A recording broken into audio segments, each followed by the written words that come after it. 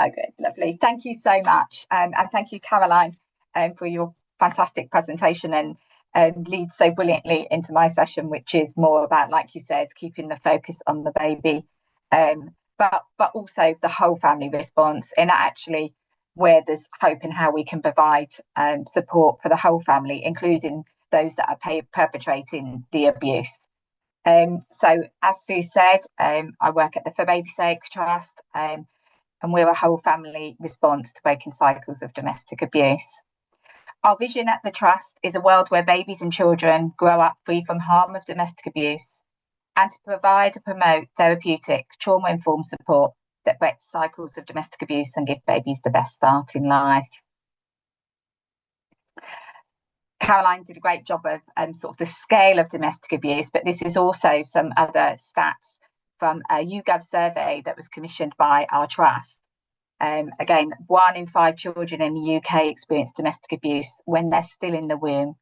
1 in 3 parents have experienced a partner using abusive behaviour towards them. 40% of parents who experienced domestic abuse said it occurred during their baby's first 1,001 days from pregnancy until the baby's second birthday. And again, that high risk time post-birth as well as in pregnancy as well. And 1 in 3 parents who experienced domestic abuse said they didn't know where to look or begin to look for help, which is really shocking, isn't it? And then it really brings us back to that routine inquiry and that time when parents, women are going to be in contact with health services. So really asking the question, and the research tells us that women say, ask me, ask me, ask me.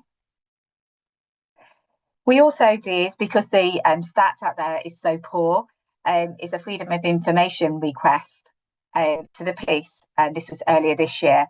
And from this information that we received, we estimate that approximately 750 babies are present at police call-outs for domestic abuse annually.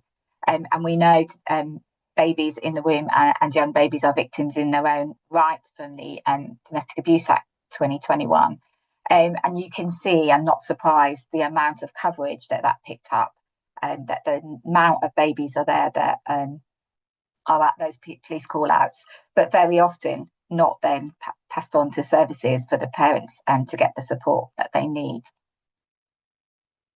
We also did the freedom of information request to local authorities, again, to understand the number of unborn babies that are referred into social care where there's domestic abuse. And from this, we estimated that around 50,000 babies were referred each year with domestic abuse as a factor. And you can see there, again, the media coverage that picked up when we released those stats, including the Metro in London, who ran a feature on that, and also with parents that have been through the programme, that actually what a difference it makes when that support is there.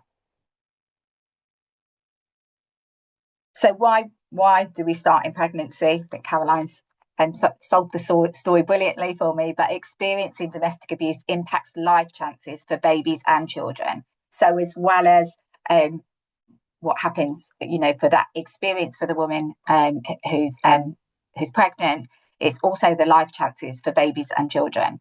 And we also know, which I'm not going to go into today, that many of our parents or women know experiencing and dads we know can experience domestic abuse, grew up in homes themselves where domestic abuse was a factor. So really starting in pregnancy can help break that cycle, that intergenerational cycle of domestic abuse. And evidence suggests that exposure pre-birth and until the baby's second birthday can have that greatest impact.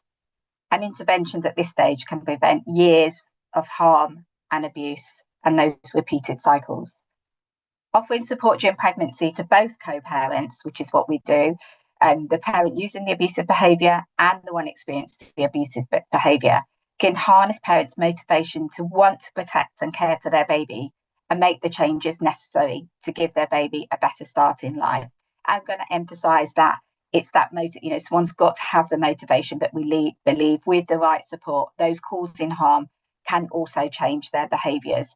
And we know pregnancy, many of the dads we work with said, it is pregnancy, that about to become a dad, that they want to write a different script for their baby. So by giving the right safe support, but also with our programme, because we give the intensive support to the women as the victim of domestic abuse, they both go on their individual journeys.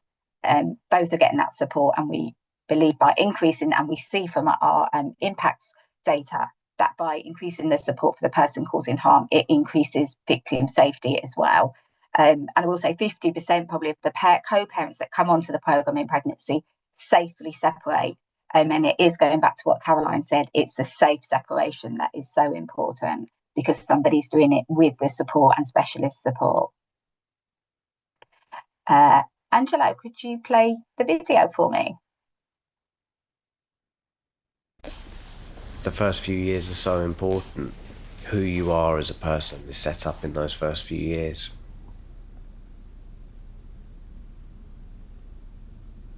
Both my mum and dad probably had their own challenges growing up. Certainly my mum did. My dad was an alcoholic. He was very angry, very depressed.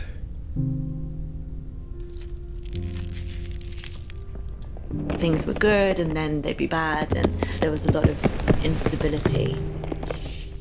I was a teenage delinquent, stealing cars, selling drugs, just making a nuisance of myself. I learnt to be quiet and keep things inside, and then really escaped in my imagination, and that's where I came alive. I met my girlfriend. It was kind of like in the movies. It turned my world upside down. We had that bond. And within 2 months of that, she was pregnant. I think we both kind of went into panic mode. It was very stressful. The idea of being homeless and pregnant. Where are we going to get the money? We started having quite bad arguments. And he put his hands around my neck until I couldn't breathe. Which is what led us into For Baby's Sake. I kind of came into the programme thinking, am I just broken beyond repair? The practitioner, she helped me find so much clarity. It triggered me into a very dark place. Obviously we were dealing with domestic abuse, but it didn't feel like we were just pointing the finger. He was very respectful, listened very carefully to what I was saying. How on earth are we going to have a kid? And just helped me come up with practical solutions. To be able to work through these self-destructive patterns, make some peace with the past, putting tools in place to keep me safe and to keep him safe too. At every stage we had someone that really was trained and knew what they were doing, explaining to us what our baby was going through. And we had more space for us to figure out our relationship. It's allowed me to heal and come into myself. What are you doing? It's given me confidence to be a good mum. I can be a bit less erratic now. I can live a normalish life and have a family. He has two parents that want to do whatever it takes to be the best parents they can be for him. Daddy, He's had the best start in my family, as far back as anyone can remember, and that is not an accident. I don't know how many times the two of us have said thank God for baby's sake. It's been life-changing.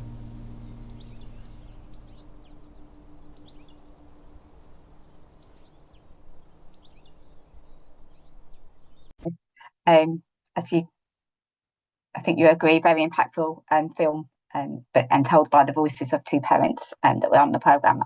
That little boy is 7 now, so some sustained change as well. And it just tells me, I'll just move through there.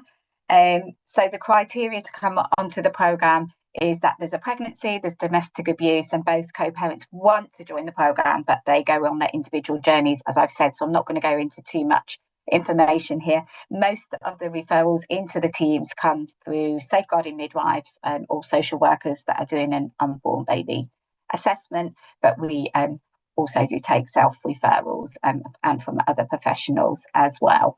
And it is really around a safeguarding framework. 5 minutes, let me move on. A safeguarding framework within that as well.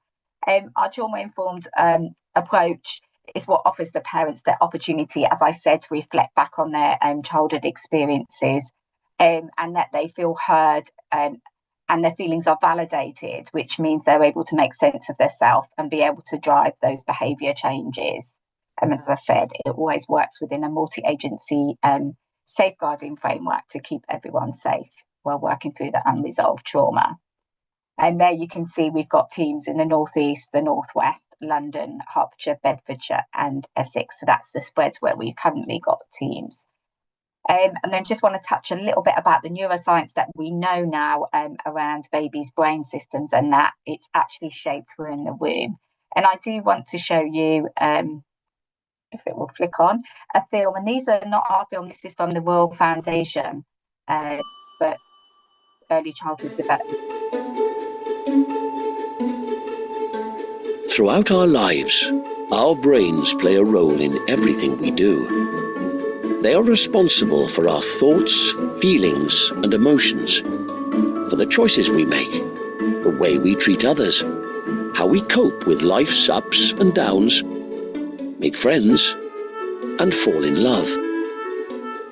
An emotionally healthy brain therefore helps us lead a healthy, happy life. And when you add it all up, that's what shapes our future society. Our brains continue to develop throughout our lives, but they do most of their growing when we're very young, which is why early childhood, the time from pregnancy to 5, matters so much. During this time, they produce an astonishing 1 million new connections every second, the fastest period of brain development in our entire lives. You might think that this happens automatically, according to a set of instructions. But in fact, our brains are constantly growing and adapting in response to our interactions with the outside world. And the most important interactions we have are with the adults around us. For example, when our young brain hears an adult speaking, it starts to build the connections we need to understand what they're saying and eventually to use words of our own. And it's the same for all the skills we are developing, even the things that aren't as easy to spot. Things like how willing we are to trust someone, or our ability to understand what someone else might be feeling. Things known as social and emotional skills. Skills which, as adults, we use on a daily basis. When we have adults who care for us, cuddle us, play with us, and show joy in us, this makes us feel safe, valued, and understood, and provides the steady emotional nourishment that our brains thrive on. Put simply, sensitive, responsive care is the key to developing an emotionally healthy brain. On the other hand, repeated experiences that feel very stressful or threatening can encourage our brains to grow in ways that can be limiting, meaning we might find it harder to adapt to life as an adult. Of course, with love and support, we can still overcome a difficult start in life. But the brain we develop when we're young forms the basis of the brain we have when we grow up.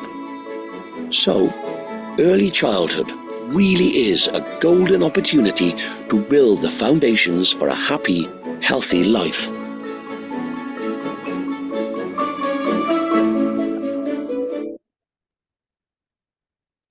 I wanted to play that because of the importance of why we need to break cycles of domestic abuse for babies, because it's such an important time and where we can make such a difference. These are just 2 tools we use within For Baby's Sake. Because of time, I'm not going to go through them. Many of you may use them in your practice. The newborn behaviour observation, video interaction guidance really support parents to bond and break cycles of domestic abuse by bonding with their baby and then hence safeguarding. If you hop over to our website, you'll see our impact report there with lots of stats about the impact that we're making in decreasing the number of police call-outs, the level of care within children's social care, our families from the beginning of the programme to the end. So you can look through the report that's on our website. On our website as well, we've got lots of resources. Please do go and take a look to support parents where there's domestic abuse, but also mindfulness, relaxation, and national helpline numbers, and lots on trauma-informed care, and also breaking barriers down to asking questions about domestic abuse as well. So please do check that out. And just thank you so much for having us and listening to me today.